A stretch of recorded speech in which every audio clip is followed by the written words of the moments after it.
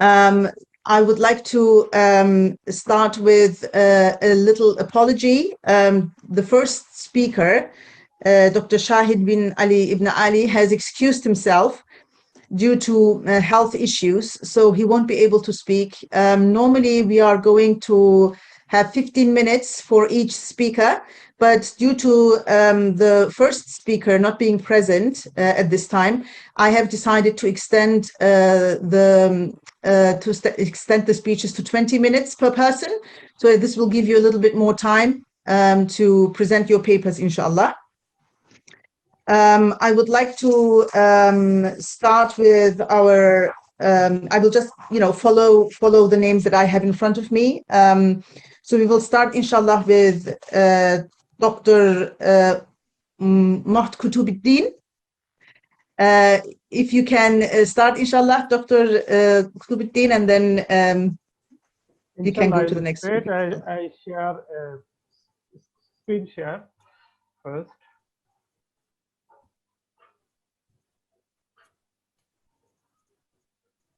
Visible, is PowerPoint is visible. Yes, yes. If you can put the microphone a bit closer to your, yes, that would be great. Inshallah.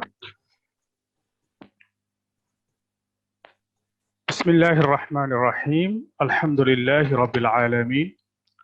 Wassalatu wassalamu ala Rasulillahi sallallahu alayhi wa sallam. وعلى آله وأصحابه ومن تبعهم بإحسان إلى يوم الدين وسلم تسليما كثيرا ما بعد. Honorable Chairperson of Session 3, Dr. Tubanur Ozkan, maybe, Coordinator at International Foundation for Muslim Theology, IFMT UK, Session 3 English, the role of belief in social life of 12th International Bediuzzaman Symposium, the role of belief in individual and social life, organized by Istanbul Foundation for Science and Culture.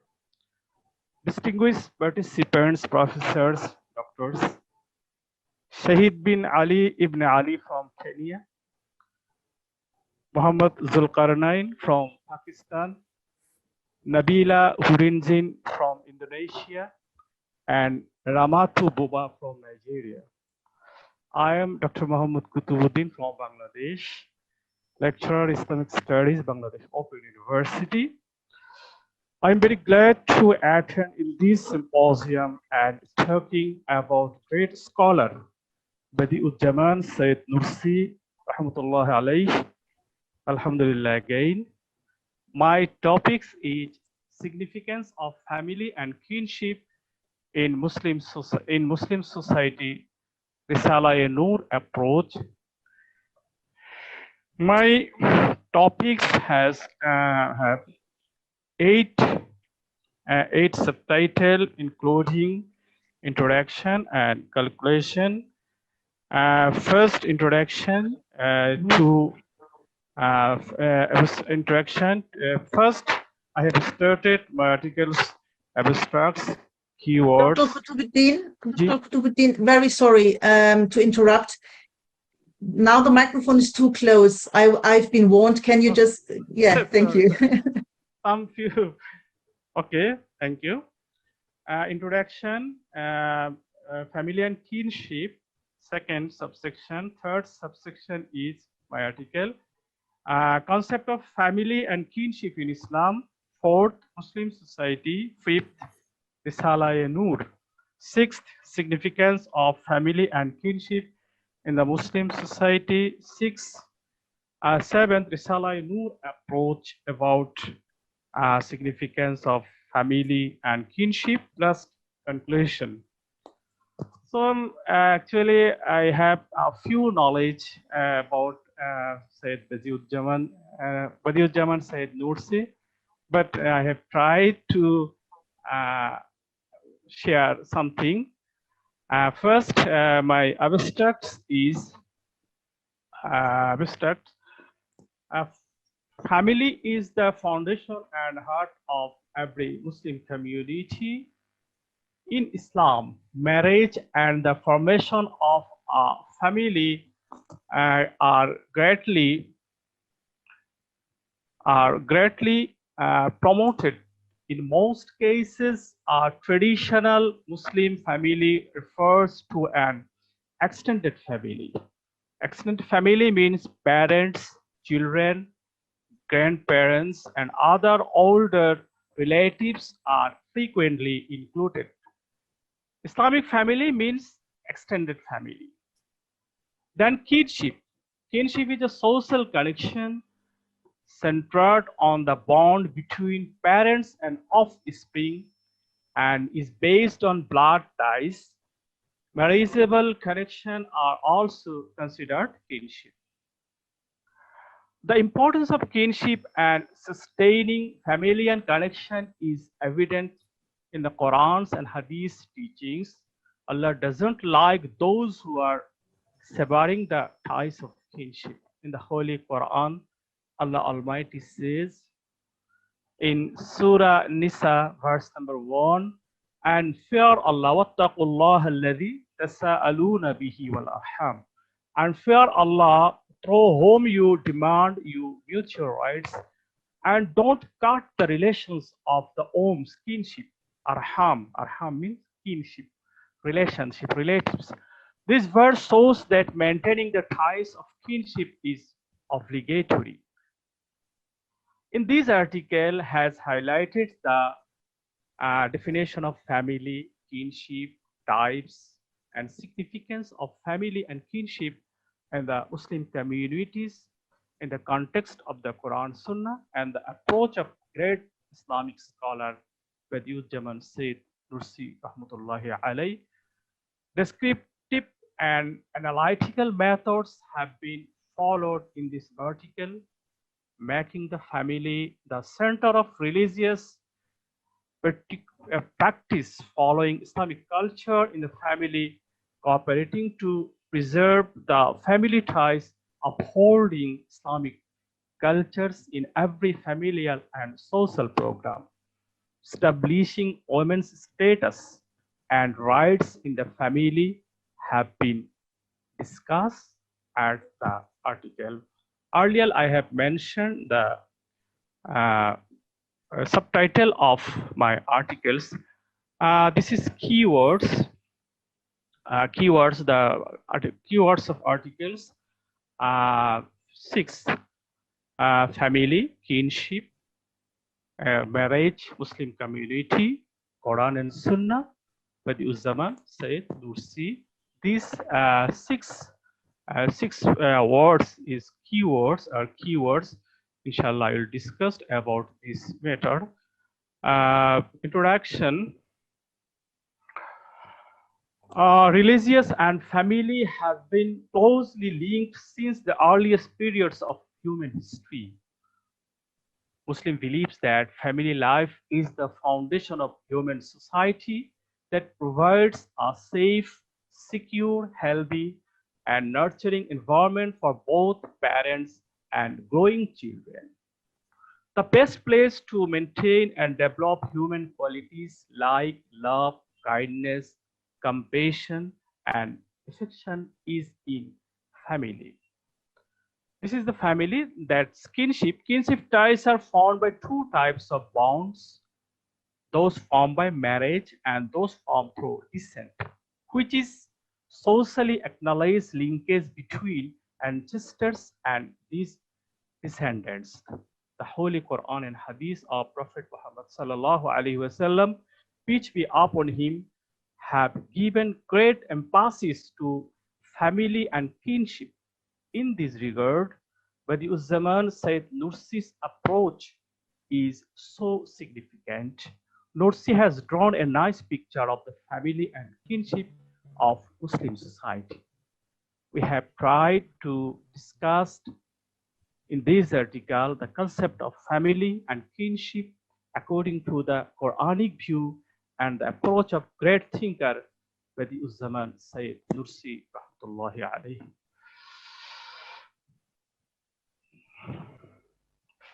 Second, the definition of family and kinship.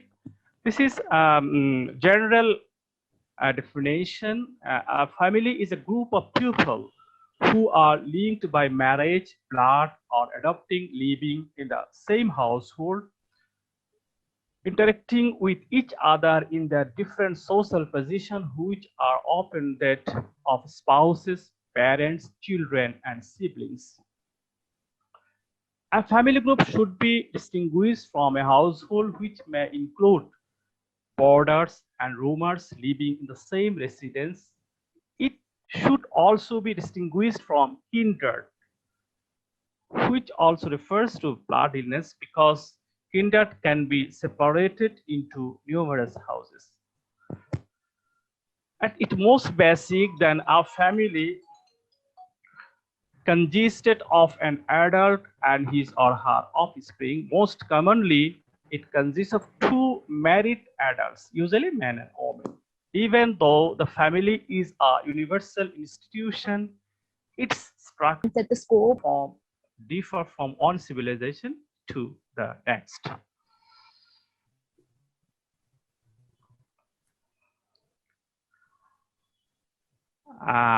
Now, kinship. Kinship, three kinds of kinship. Kinship is a system of social organization based on real, protective family ties, according to Encyclopedia Britannica. But in sociology, kinship involves more than family ties, according to the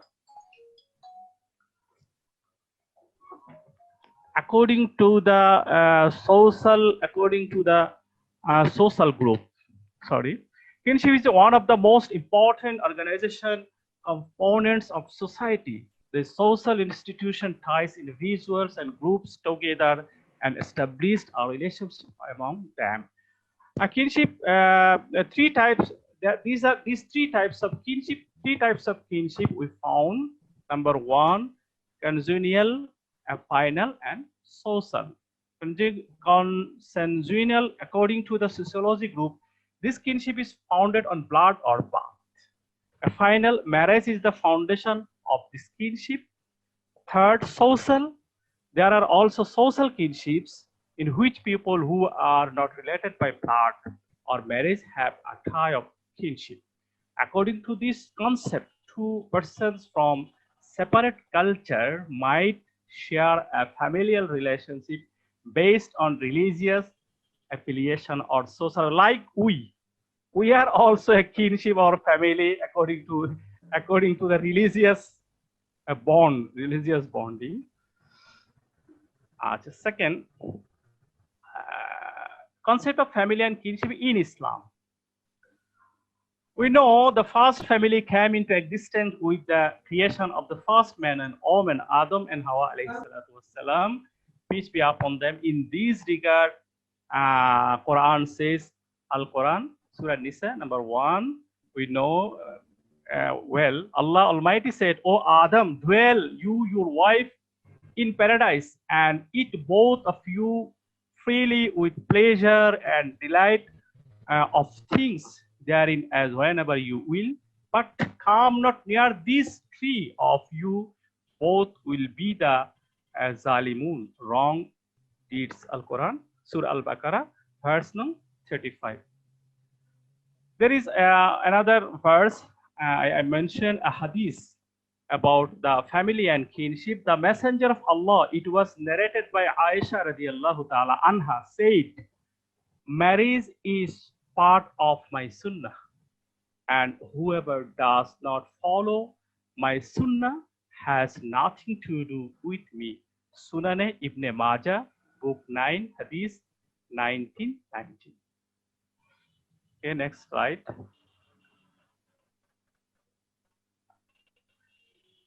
The structure of a Muslim family.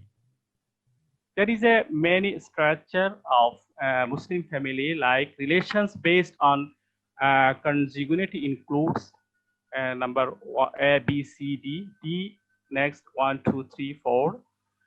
A, parents, grandparents, grandmothers, and other direct descendants, which include sons, daughters, grandsons, granddaughters, and so on. Second degree relationships such as brother, sister, and their descendants.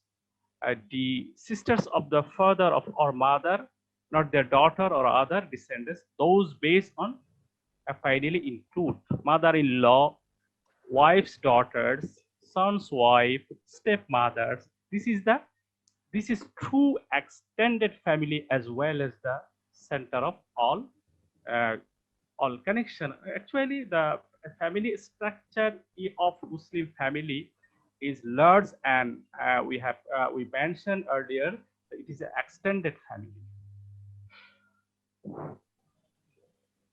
Concept of kinship in Islam. Uh, kinship relationship. Kinship terms refer to a system of social organization and are usually based on a genealogical origin, biological, cultural, or historical descent. Biological descent may include putative family ties in which someone is related to another by birth rather than by marriage. Cultural descent refers such kind of relationship created by marriage rather than birth. Finally, historical descent refers to more gender relationship based on race or religion. Tawabit, Mahmud.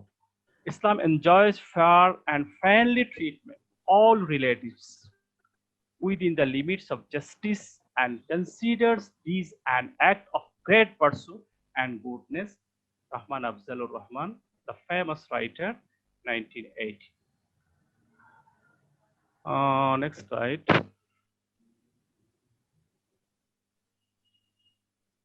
Family and society. Relationship between family and society. The Islamic social system includes the family. It creates an ideology society with a high degree of moral awareness, a strong devotion to the concept of khilafah, and a purposeful approach to all human conduct. Its discipline is not forced, but rather emerges from each individual devotion on the Islamic principle and ideals. A high level of social responsibility exists in this society. The entire system is designed to build and fortify the family, not the other way around. Sex outside of marriage is prohibited, which protects the family.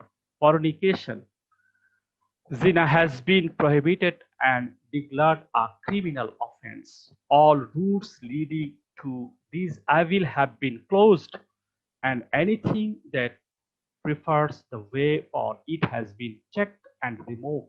This is why all forms of promiscuity are prohibited. All illegal work is prohibited in Islam, in family and society. Next, Muslim society. Muslim society means Islam perceives society as an association which is formed by the divine law with the purpose of harmonious and peaceful coexistence. The divine revelation as contained in the Al-Quran and the Sunnah for the Prophet Muhammad sallallahu alaihi wasallam constitute the foundation of social order in Islamic society. Lastly, Islam, on the other hand, sees every individual as a social unit because he is the center of gravity and the launcher that may put Islam or any other system into full operation on a large scale. Abdullahi, 1978. Okay. Next, Risala-e-Nur. Bediuzzaman Said Nursi, a great Islamic scholar, was born in 1877 to a Muslim family in earliest Turkey. Risala-e-Nur is a great work by Said Nursi. Risala-e-Nur is attempt to make connection between the Quran and the natural world. Many individuals make blunders because they think it to be on the Quran's tafsir. It was an attempt to demonstrate the religious and science are not contradictory. During World War II, he began writing this book. He couldn't continue writing once the Russians apprehended him and imprisoned him. He eventually finished his work. And this is the description of his book. I skipped. And last, significance of family and kinship in the Muslim society. Family, 611. Family is the fertile ground for some individuals. 612, basic building of a larger society, guidance, support, encouragement. Prophet, the Prophet, peace be upon him, said, "O young people, whoever among you can marry should do so, and whoever is not able to marry is to fast, because fasting diminishes sexual desire." Sahih al-Bukhari. Last, 16. Risala-e-Nur approach. Bediuzzaman said Nursi thinks that the individual members in society are mirror to society. A virtuous society that has values of a high standard is debated for this to the existence of various individuals. For this reason, the duty of guidance starts with guide himself and from his family. This confirmed by the verse where Allah says, "Verily, Allah will not change the condition of people as long as they do not change their state." In another verse, Quran says, "And no bearer of burdener shall bear another's a burden, and if one heavily laden calls another to bear his load, nothing of it will be lifted, even though he has near to." Risala Nur as a whole consider all these rights, but with a different categorization and without naming them specially as the ways to make the world better for human happiness. Conclusion.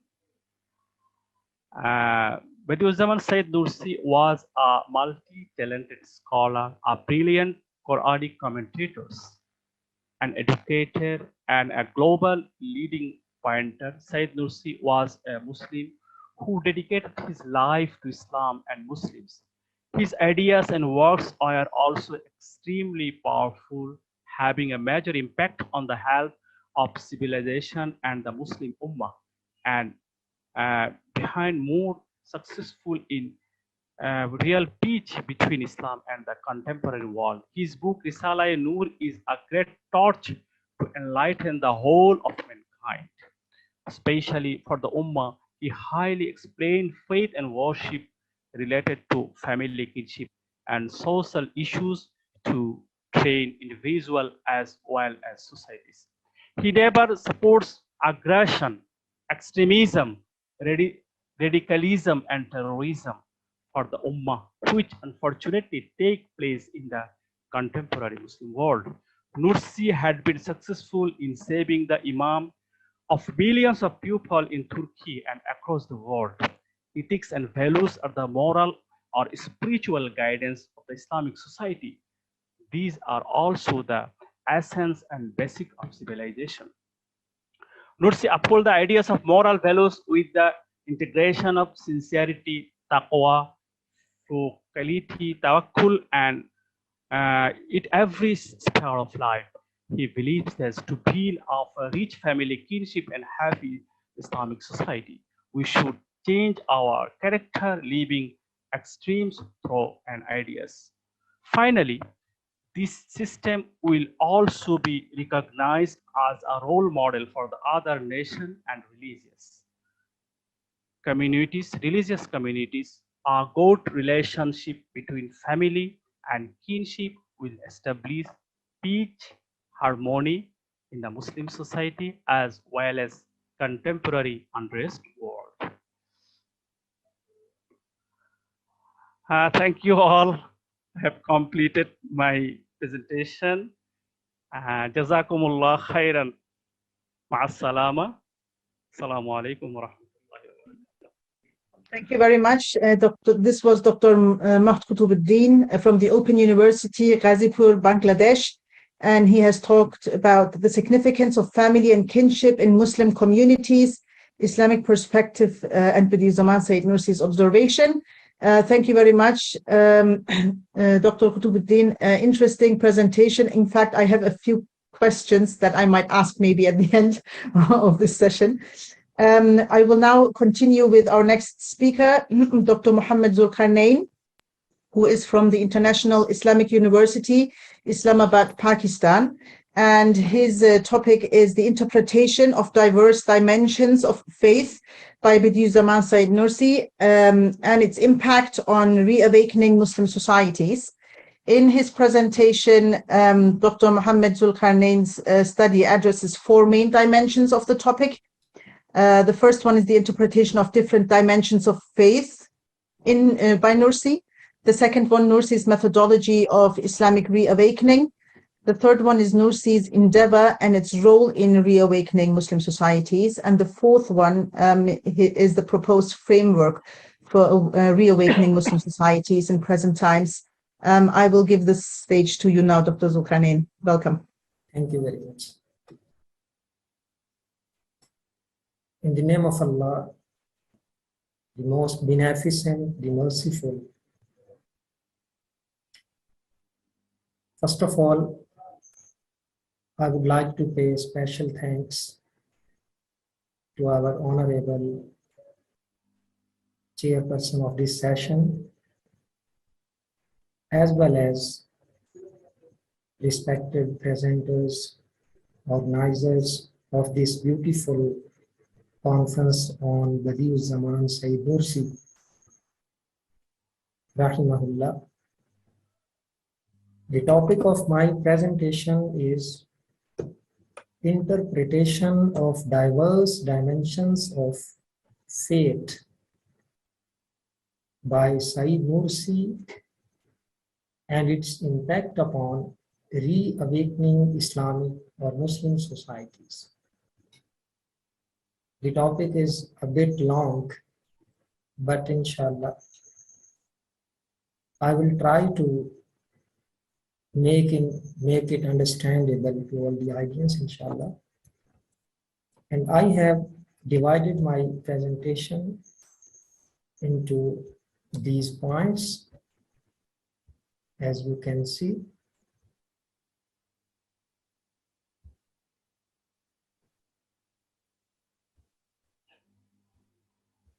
First of all, I would address the interpretation of diverse dimensions of faith.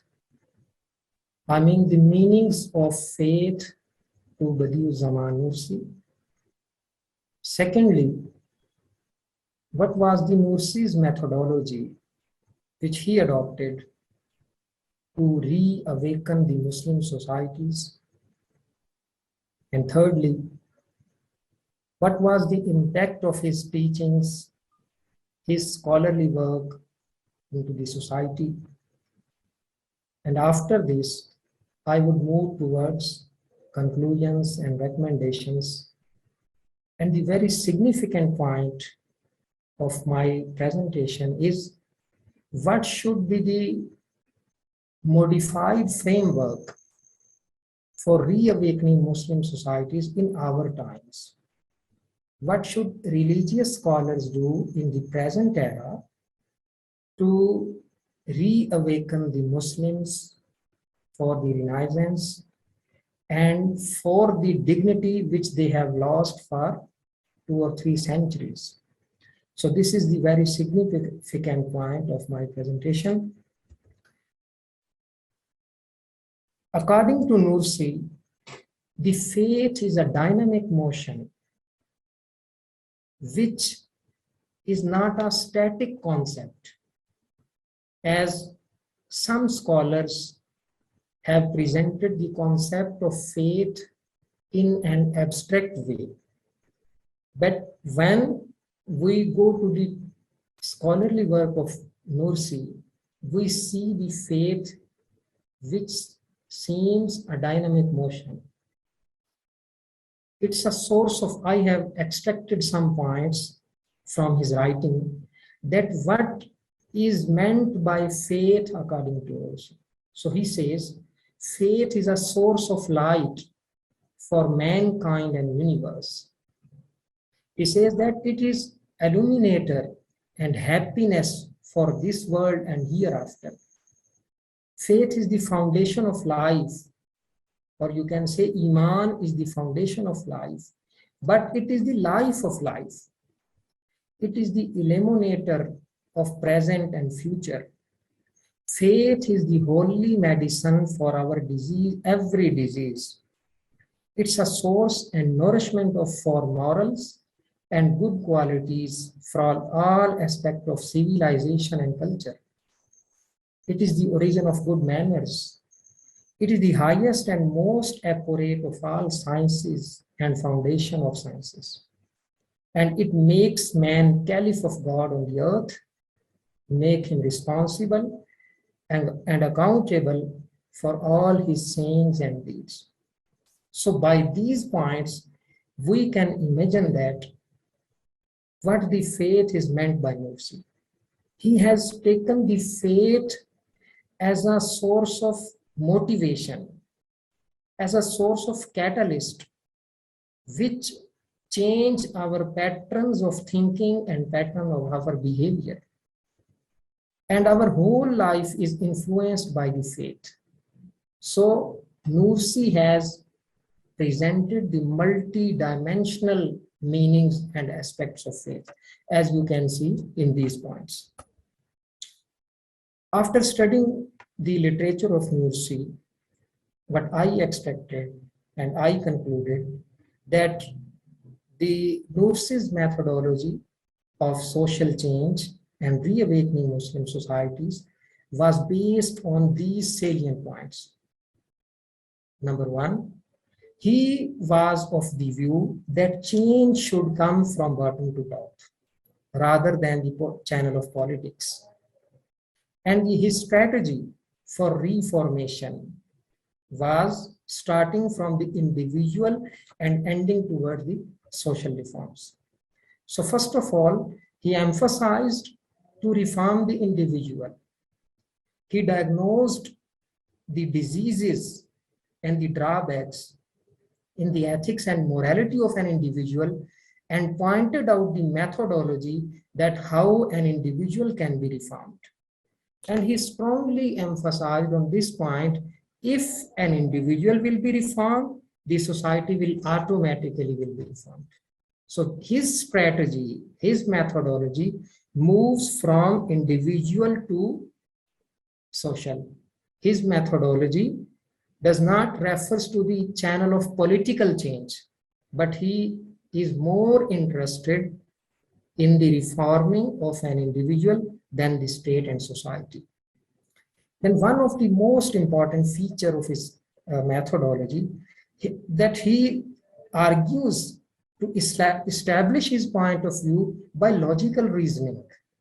He is coming with the psychological arguments. He is coming with the inductive arguments rather than the deductive arguments.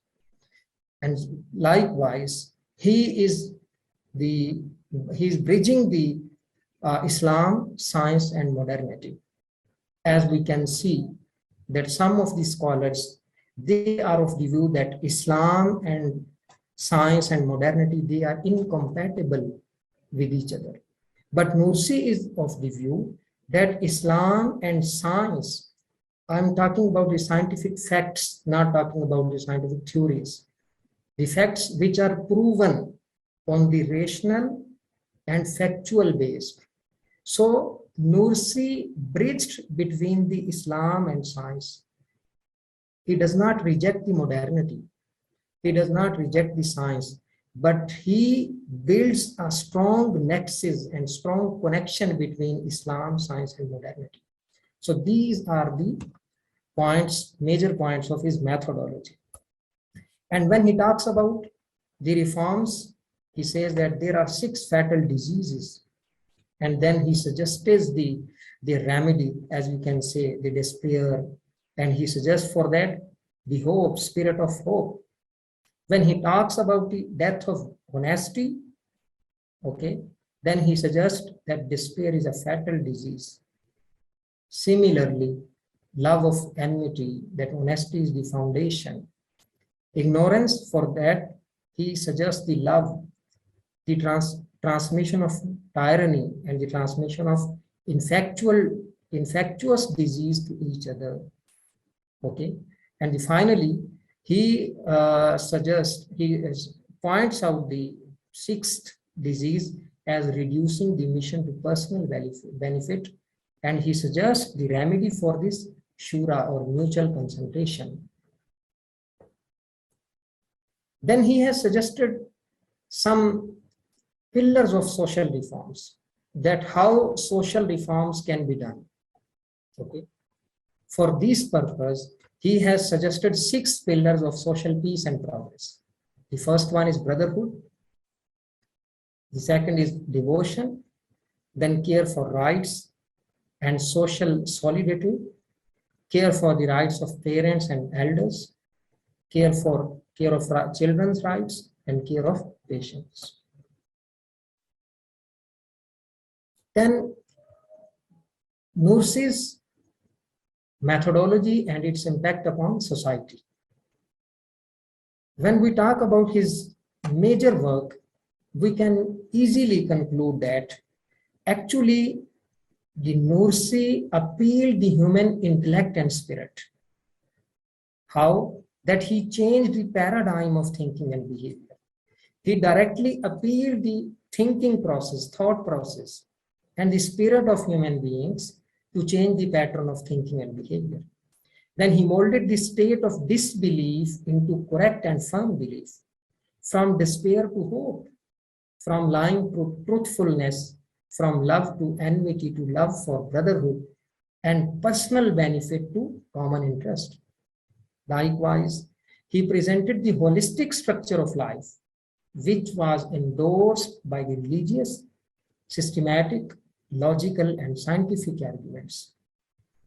And unlike other Islamic movements of different countries, this movement had proven its capacity of growing up faster, even in hostile environment, because of his unique methodology. As I told before, that some of the scholars are of the view that the change should come from top to bottom, from the channel of political aspect, political system. But Nursi is more interested into the reforms from bottom to top. Here is the conclusions and recommendations. I would like to sum up within a few minutes and in the forms of points.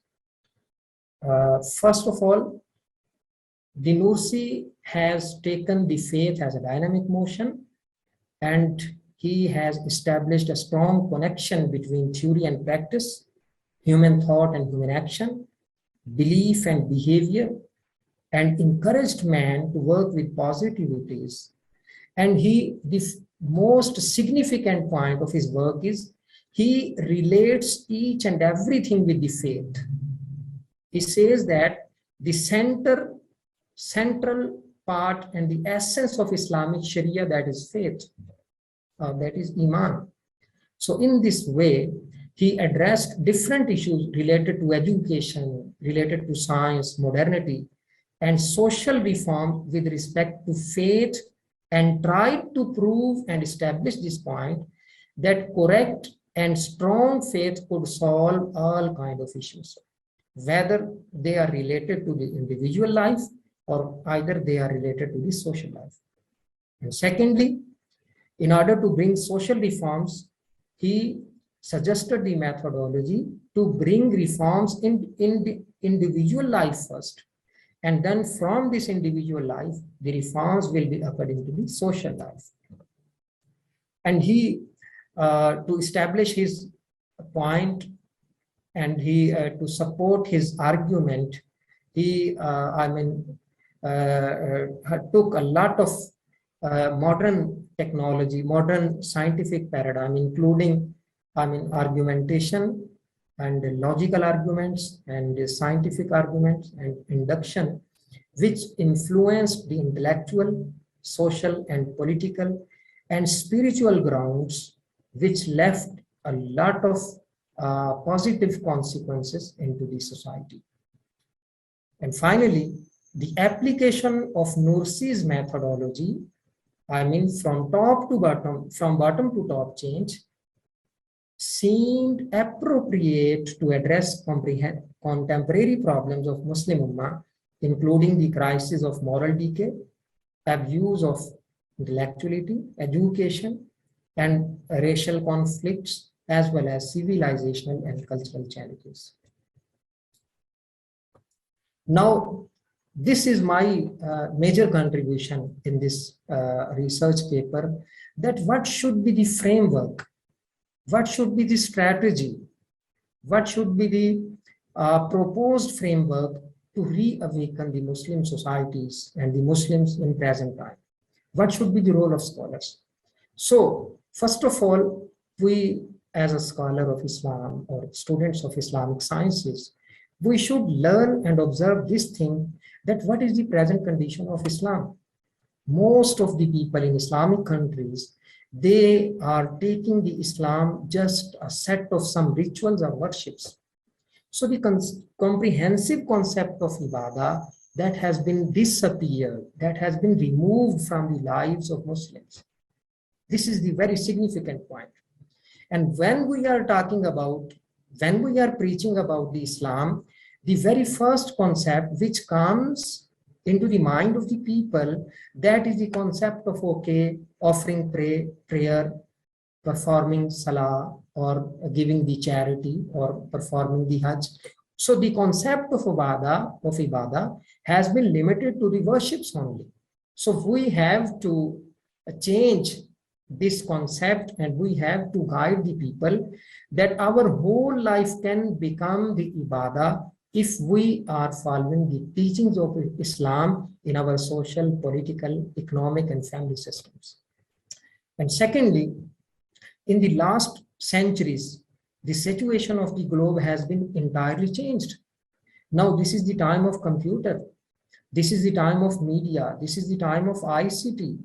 This is the time of new challenges, including secularization, westernization, and atheism. So these are the new challenges which should be realized by the contemporary Muslim scholars. When we will be aware of these challenges, then we must be able to handle, to respond, and to present a solution to our youth, that they are facing the psychological and social and global issues in their lives. And for this purpose, I have suggested 5 points. That first of all, we have to observe very wisely that what kind of challenges Islam faced in present time in Islamic societies, and what methodology was adopted by the previous scholars for Islamic revival. And secondly, what were the existing ailments, and how and what extent evils had been set in, where were their roots, and what position Islam occupied in present times, and how the negative picture that cling to Islam and Islamic thought be purified, and how to deal with this situation to get rid of this dilemma. And how the Islamic spirit, this is very significant point, how the Islamic spirit, how the spirit of Islam, spirit of teachings of Islam could be blown in the modern civilization and culture in order to break the power of un-Islamic elements and enable Islam to take hold as a whole of life as a whole. And what could be the suitable methodology to renovate Islam and Islamic thought in its original pure form in Islamic societies. So these are the issues before the Islamic scholars. And now I wish to conclude the whole presentation into few points. That first of all, I have discussed that Nursi is of the view that faith is a dynamic motion, and everything is connected with the faith. If the faith of individual and the society is correct, it means the reformations will be occurred in the life of individual and societies. And secondly, Nursi has influenced, not only the Turkish society, but his influence has reached out of the boundaries of the Turkish society in the form of his scholarly work. And the third point is the most significant point, that Nursi has done his work. He has done his job. Now it is the job of Muslim scholars, the modern Muslim scholars, that they should realize the existing ailments in the Islamic societies in the form of secularization, in the form of westernization, in the form of moral issues, in the form of ideological issues, in the form of spiritual decline, in the form of civilizational and cultural challenges. And they have to make a good modern strategy by using the modern tools to encounter all these issues and blow the spirit of Islam in the all aspects of human life. Thank you very much. Thank you very much, Dr. Zulqarnain. That was a very good presentation. And in fact, I think the frameworks that you've come up with could be used for another international symposium topic. Yeah, thank you very much. And I think it would be quite beneficial, actually, if that was done. So thank you very much for this. I will continue with the next presenter, inshallah, Yes, which is please. going to be Dr. Nabila Huringiin from the University of Darussalam, Gontor, Indonesia. And she's going to talk about the concept of Akhlaq according to Sayyid Nursi and its relevance to the phenomenon of modern life. And this study explains that Sayyid Nursi's Akhlaq principles that focus on Tawheed and Aqidah are the basis for the formation of Akhlaq Karima, inshallah. So the floor is yours, sister.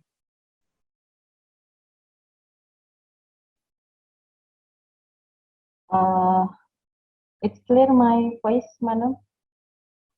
Do you hear my Yes. voice? Yes, we can hear you. Okay. Bismillahirrahmanirrahim. Assalamualaikum warahmatullahi wabarakatuh. Rabbi shrah li sadri wa yassir li amri wahlul 'uqdatam min lisani yafqahu qawli. Dear Honorable our Chairwoman Dr. Tubanur. So thank you for chairing this session. Dear Honorable all of Coordinator and Committee of Salaf International Bediuzzaman Symposium and all of Professor, Doctor and Scholar in Nursi Studies. Thank you for sharing the great knowledge about Nursi Studies. Actually, I only have a few knowledge about Nursi, so it was a word for me. So in this opportunity, in this change, I would like to present about Iman as the foundation of Akhlaq in the phenomenon of modern life, the analysis of Said Nursi's thought on Akhlaq studies. Let me introduce myself. My name is Nabila Huringiin. I come from University of Darussalam, Gontor, Indonesia. Actually, in Indonesia, it was late enough. It is 10:30 o'clock p.m. But I was very happy to be around you. I'll begin with my introduction. I want to describing about the phenomenon in the modern life. There are a lot of cases in secular government, liberalism, Islamophobia, and the crime spread everywhere. Actually, this is a form of moral crisis that occur in people live today. It means it is moral degradation. We know that such as Islamophobia, there are the case in New Zealand, there are the case in Muslim Rohingya, or the case in 9/11 maybe. Actually, this is the moral crisis and happen nowadays. So how about Islam? How about Muslims say in Akhlaqul Karimah? Bismillahirrahmanirrahim. Kala Rasulullah sallallahu alaihi wasallam, innama bu'istu liutammima makarimal akhlaq, rawahu Bukhari. The history proves that Muslims under the guidance of the Prophet Muhammad sallallahu alaihi wasallam experienced a golden age that reached 1,300 years. This golden age is closely related to the noble character of the Prophet Muhammad as the leader of his people. But the moral degradation now, it's happened. One of factor of the moral degradation is the lack of leaders of the role model. When Prophet Muhammad when our Prophet Muhammad, our role model, so it had a great civilization because a lot of moral and liutami mamakarim al-akhlaq, of course. So if we see to the phenomenon of the modern life, we have we don't have we less of the role model or the lack of leaders. So why we talk about iman or faith? The first, actually the akhlaq and iman or faith is related to each other. Of course, we know, all of us know that akhlaq and iman is related to each other. So the phenomenon of the leaders and role model is far from religious values. Actually, they are a stronghold about the akhlaq and iman. So when you have less of iman, so of course you have a less of akhlaq, because the akhlaq and iman is related to each other.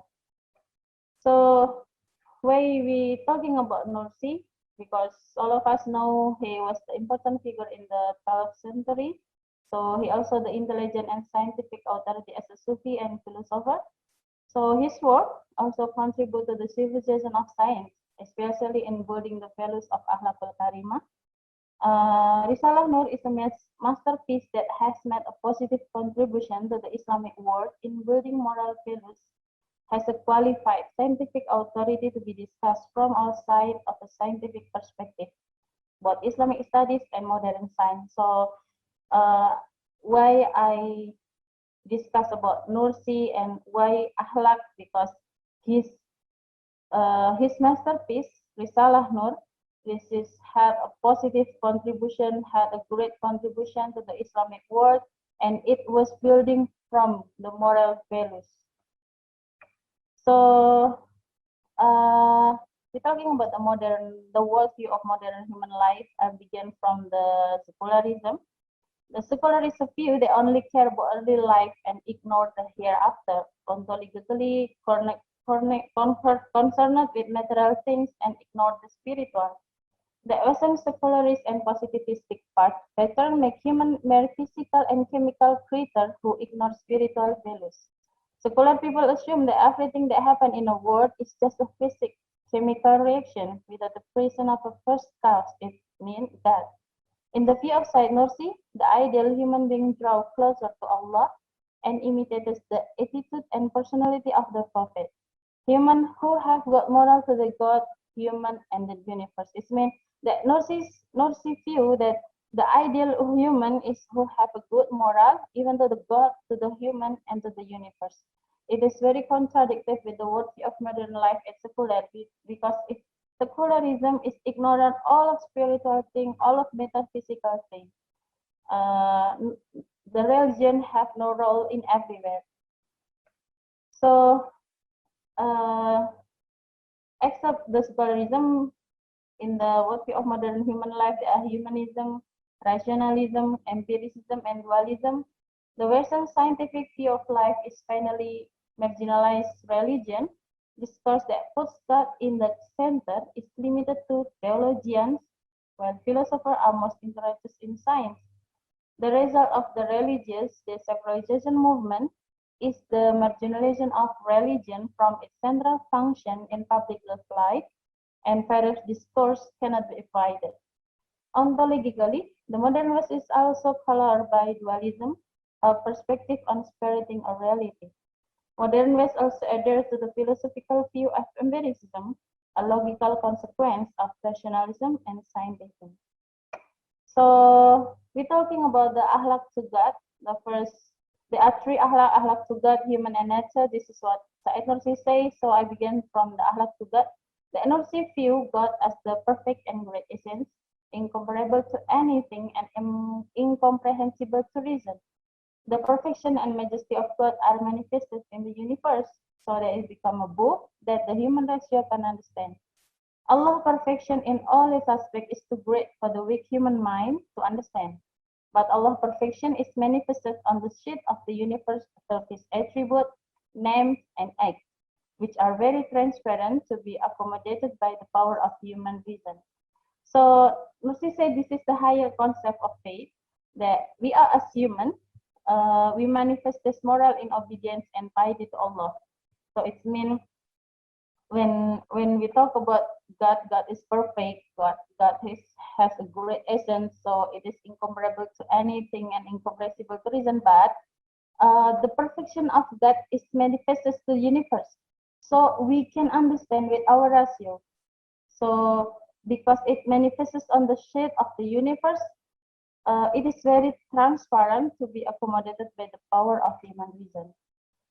So if Akhlaq to human, we're talking about human. There are two elements: the first, soul and body, ruh or jism. That soul had a supreme soul or anatikot, the thinking. The thinking soul is essentially a spirit that manifests the understanding of the name of Allah. So when we're talking about the soul and body have their level of creation. Soul or ruh as the highest creation, while the material or ajisam as the lowest creation body. So Nursi said that Akhlaq to human is a manifestation of understanding the natural human creation, and giving our ruhani and jasadi, it is their right, the right of ruhani, the right of jasadi. This is the one form of embodiment of Akhlaq to human. It means the Akhlaq to ourselves, the Akhlaq of human to us, it was giving our right, the right of ruhani and jasadi. So Akhlaq to nature, that material scientists claim that physics does not need anything else to explain itself. Physics can be a foundation for itself. So theology has no role in science. But Said Nursi said that the universe with all its elements, from the largest to the smallest, from inanimate objects to living things, are created with a dose according to their respective portion. That the existence of regularity and interconnectedness, mutual support and help, meeting each other's needs, and harmonious cooperation for a universal goal demonstrate that all creators are governed by the sole regulator and sustainer, Allah Subhanahu wa Ta'ala.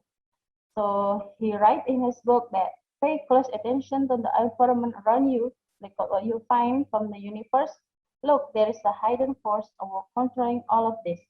The meaning is that all beings do not work by their power, but rather there is a hidden power that causes them to work. It means that Akhlaq to nature is we don't do a dichotomy between the nature and God, because when the material scientists say that nature does not need anything to organize itself, but in Islam, they are the sole regulator and the sustainer. It was Allah Subhanahu wa Ta'ala.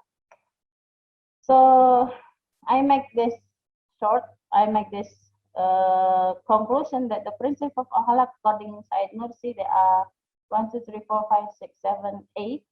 The first, I began in strengthen faith, so instilling sincerity, piety, and charity, believing in the day of judgment, knowing the sign of the end times or doomsday, understanding the nature of human creation, holding firm to the Quran, understanding the universe, understanding Asmaul Husna, and imitating the Prophet Muhammad SAW. This is what I conclude based on my brief reading, that the principle of Akhlaq in Said Nursi, there are 8 points. So that my conclusion is, the first, Akhlaq is the essential element in human life.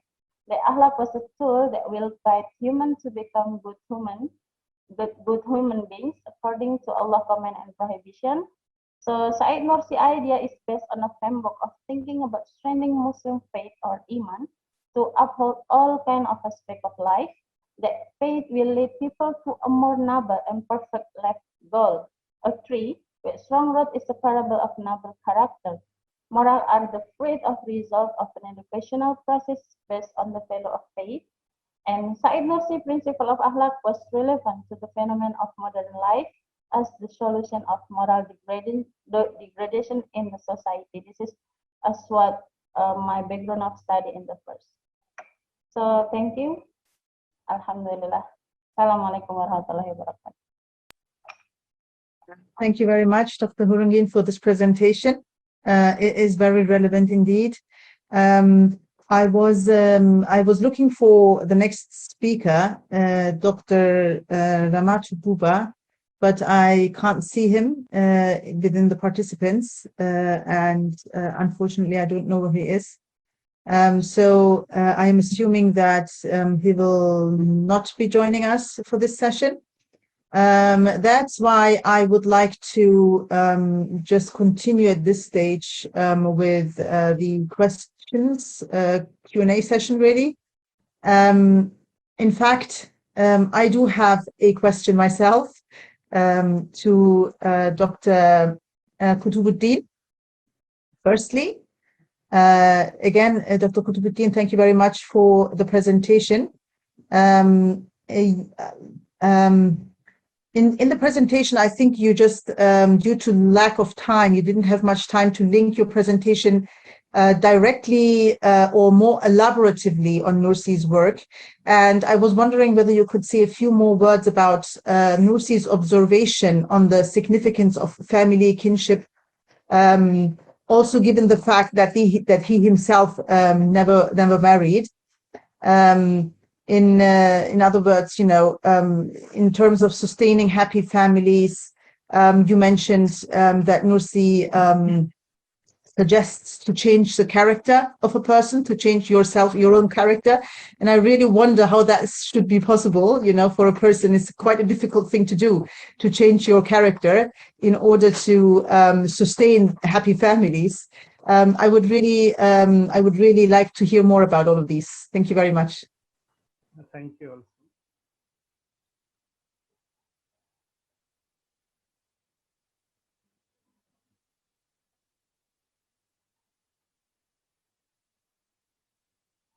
I think you're not muted, but we can't hear you. Oh, Muni, actually, what is the question? I don't understand. Sorry? What is the observation or question about this article? I don't understand clearly. You didn't understand the question? Question clearly. So shall I repeat myself? I'm happy to repeat myself. Yes, I was saying that in the presentation, I had the feeling that due to the lack of time that we have here on this podium, that you haven't had the time to link your presentation to Nursi's actual work, in the sense that maybe you can say a few more words about Nursi's observation on the significance of family kinship that you were talking about, also given the fact that he himself never married, you know. Also you have mentioned that according to Nursi, you said that Nursi suggests to change your character if necessary in order to sustain happy families. And I was wondering how that would be possible, to change your character according to Nursi, what kind of suggestions he brings in that sense. Okay, thank you. Actually, family and kinship is a very important part of Islam. Mainly, marriage is a foundation of a family and kinship. I got few observation of Nursi about these topics. Very little, very few I have got about these topics. But this is actually Nursi not married, but his ideology or his thinking, and according to the Quran and Sunnah, he stated that without family or without kinship, the peace or peace of society or family is not possible actually. So he published, or he prevailed the importance and significance of family. It is the he's not married. This is another question, but Islam passes the marriage, family, and kinship. Thank you. Okay, thank you very much. I have another question to Dr. Zulqarnain. Thank you very much again for the very insightful presentation. I was wondering, even today we can see even within the Nur communities who are actively engaged with the Risale-i-Nur, and people, we can see people still falling into depression and anxiety, although these people are very engaged and they continue reading the Risale-i-Nur in Nur circles. And I would like to ask the question, why do you think this is in relation, why do you think this is in relation to your presentation and the revival of those concepts that you were mentioning? I'm just trying to bring the whole thing a little bit into the more the existential and the tangible sort of level, rather than having it in theory.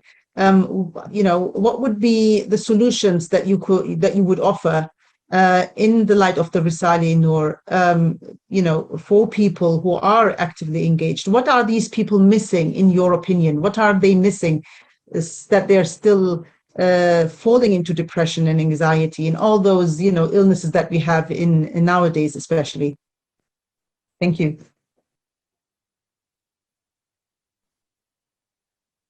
You're muted. If you can unmute yourself, if you don't mind. I'm sorry. Yeah. Yeah. Now can you hear me? Yes. Okay. I would suggest for all psychological and spiritual and social and behavioral diseases, only the one remedy, and that is the pharmacy, that is the holy medicine of Holy Quran. Only one remedy. So the Muslims are basically disconnected in their lives with the understanding of Holy Quran. Each and every thing and a solution of every problem, either it is connected with our behavior, or it is a spiritual problem, or it is a psychological disorder. The solution of every disease is present in the Holy Quran. And when we try to study the approach of Nursi, he has also emphasized on this point that we should find out the solution of each problem, of each disease from the pharmacy of Holy Quran. And particularly, as you talked about the anxiety, luckily I have written a research paper on generalized anxiety disorder, and I have found the roots of anxiety from the Holy Quran. Okay, and what are the patterns that can be helpful in removing the intensity of the anxiety into our youth? Then I was amazed, and I want to show the title as well of this my research paper now. In a minute, please.